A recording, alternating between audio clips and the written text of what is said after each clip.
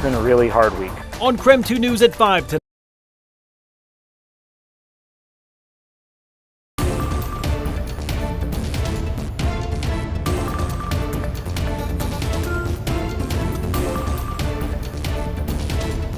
It's been a really hard week. On KREM 2 News at 5 tonight, an update on the surviving firefighter's condition a week after being ambushed while responding to a fire near Coeur d'Alene. We'll hear from those close to Dave Tisdall. KREM 2 weather impact alert in place for high temperatures and extreme fire danger in the coming days.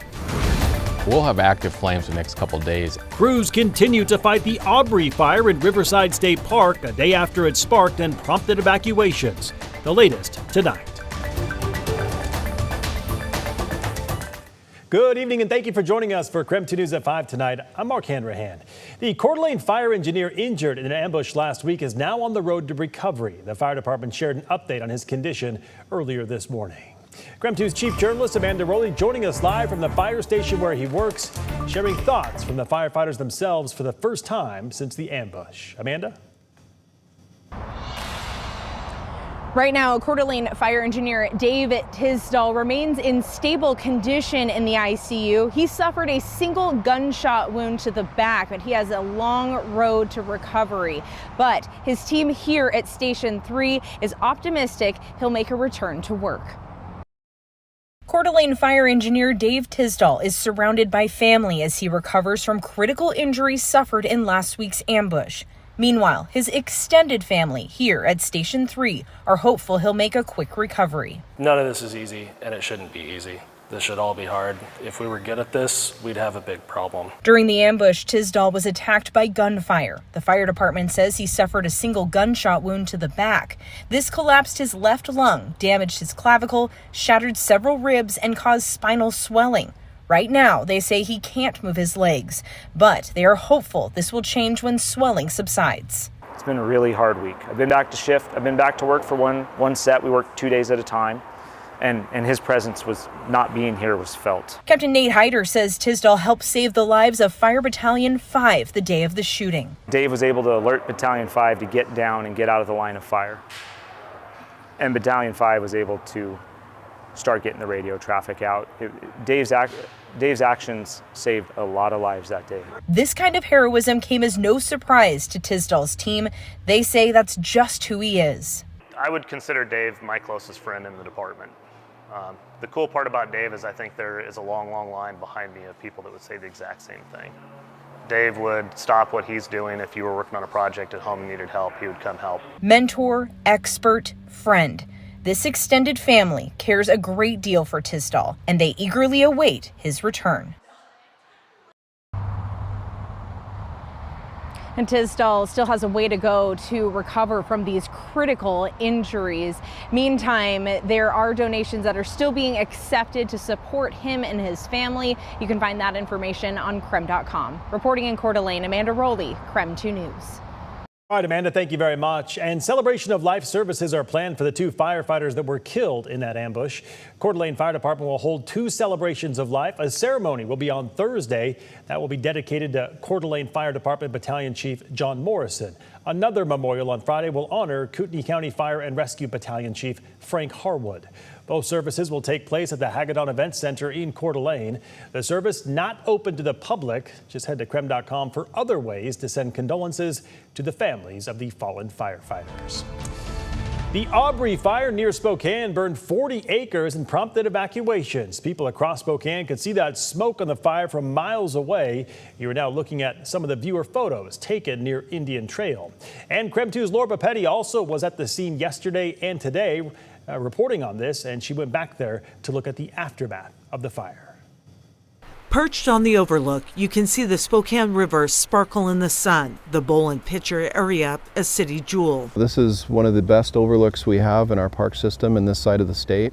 So they look for that smoke, the flames. And with just a quick turn of the camera is the Aubrey Fire, leaving 40 acres smoky and charred one day after it began in Riverside State Park.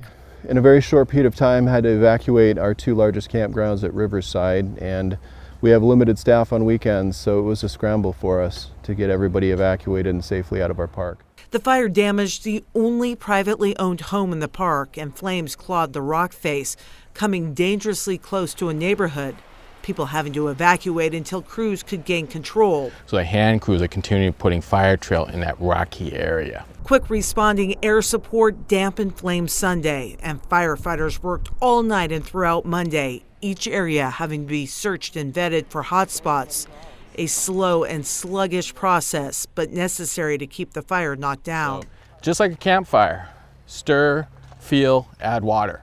Utilizing a mild morning, crews performed a burnout, lighting fire to grassy fuels that can propel the fire back to life. We have a lot of unburned fuel between the road and the fire.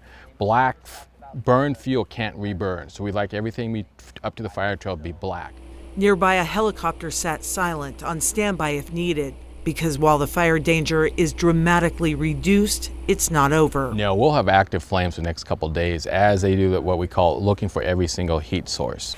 Everything east of the river is open, but certain areas on the west side of the park remain closed, at least for a few days till the fire and smoke clear out. But the forest has a really unique way of recovering. Ranger Justin Krogstad says despite the damage to the popular park, And then the next year or so it'll look like it never happened. it won't be long before the sparkle is back. Reporting in Riverside State Park, Laura Papetti, KREM 2 News. And we have new information about the Seagull fire burning near Bonnie Lake tonight. It's now 93% contained. That fire's burned around 700 acres. Over the weekend, evacuations were reduced to level 1. Officials say smoke from that fire will be visible for the next couple of days as partially and unburned fuel continue to smolder. Fire officials say the fire was human caused. How it started specifically, though, is still under investigation. All right, let's talk weather now with Chief Meteorologist Jeremy Legout. Jeremy, we are once again under a KREM 2 weather impact alert for the heat, the dry conditions, and now the wind that's expected to move in. Fire danger, safe to say, extremely high right now. Yeah, next couple of days, it'll be about as high as it has been all season long. And we've already seen quite a few wildfires start basically from central Washington through eastern Washington and into North Idaho. 88 degrees with a relative humidity of 18% puts us hot and dry today. It's hot across much of the inland Northwest, but we are getting even hotter. Seriously, for that reason, we're under a KREM 2 weather impact alert for hot, dry, windy conditions and critical fire danger the next couple of days. Red flag warnings are in place for Tuesday and Wednesday across much of the inland Northwest. That's because of the really insane combination of hot, dry, windy conditions. You can see our frontal boundary moving in. It's going to be dry when it hits us. We aren't going to get any rain out of it, but what we are going to see is wind. So here's how it goes. Tomorrow, wind picks up late in the afternoon or early in the evening.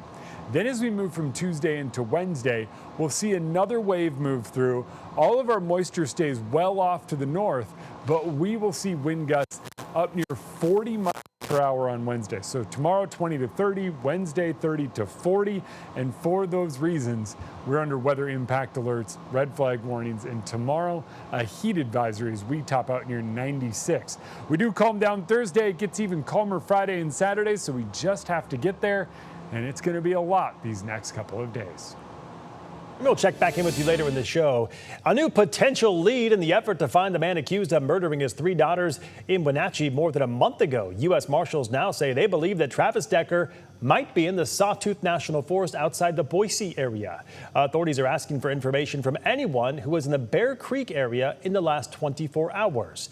Law enforcement says he might be hitchhiking, and they're asking drivers not to pick up anyone. There still is a $20,000 reward for information leading to his arrest. All right, we are just getting started here on KREM 2 News at 5 tonight. Deadly flooding in Texas. Tonight, the effort's underway to rescue survivors. But first, Spokane Mayor Lisa Brown announced a new initiative paving the way for more affordable housing. What that means as Spokane's growth continues to boom, coming up after the break.